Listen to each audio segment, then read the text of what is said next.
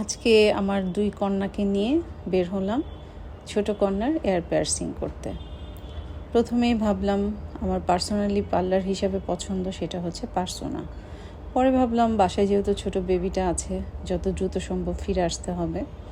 তো ভাবতে থাকলাম বাসার আশেপাশে কোথায় যাব। তো বাসা থেকে বের হওয়ার পর চোখে পড়লো বাসার একদম সামনে একটা পার্লার। তো চলে গেলাম পার্লারে। যাওয়ার পর নাভা বেশ একটু নার্ভাস ছিল। তারপর আলহামদুলিল্লাহ তাকে অনেক সান্ত্বনা দিলাম, আমরা সবাই মিলে বুঝালাম। নাভা শোনা সুন্দরভাবে লক্ষ্মী মেয়ের মতো সে কান্নাকাটি না করে আমাকে হ্যাপি করে দিয়েছে। আমি যতই ওকে সান্ত্বনা দিচ্ছিলাম কিন্তু মনে মনে একটু টেনশনেও ছিলাম যে মেয়েটা কান্নাকাটি শুরু করে দেয় কিনা, চিৎকার করবে এটা ভেবেছিলাম। বাট আমাকে সে অবাক করে দিয়েছে। সিনজনও খুব এক্সাইটেড ছিল যে মামুনিও তো কান্না করবে না। যাই হোক, আমরা হ্যাপি হয়েছি ওর আচরণে।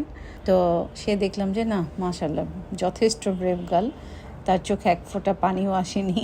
সে যথেষ্ট স্ট্রং ব্রেভ গার্ল। মাশাআল্লাহ কমপ্লিট হয়ে গেল আমাদের আজকে আমার নাবাসনার এয়ার পিয়ার্সিং। বাহ, মাশাআল্লাহ সুন্দর লাগছে। তারপর ভাবলাম বেবিটা হওয়ার পর থেকে আর চুলে হাত দেওয়া হয়নি, প্রচণ্ড হেয়ার ফল হচ্ছে, সেই সাথে চুলের আগাটা একদম কুকুরের লেজের মতো হয়ে গিয়েছে। ভাবলাম একটু ছেটে নেই, তো একটু সামান্য চুলটা একটু ছেটে নিলাম। তারপর দুই মেয়ে, বড় মেয়ে শিখিয়ে দিল ছোট মেয়েকে একটা ট্রিট দেওয়ার জন্য। মানে নাবাও তো কিছু না বুঝলেও সিনজন মাশাআল্লাহ তাকে বুঝিয়ে দেওয়ার জন্য এনাফ। তারা ফুচকা খেতে চাইলো, একটা ট্রিট চাইলো, কিন্তু আমি রাজি হলাম না। একটা ক্যাডবেরি দিয়ে আজকের মতো ট্রিটটা কমপ্লিট করলাম। অবশ্য নাবা শুনে এতেই খুশি হয়েছে। যাই হোক, আজকে এই পর্যন্তই। আল্লাহ হাফেজ।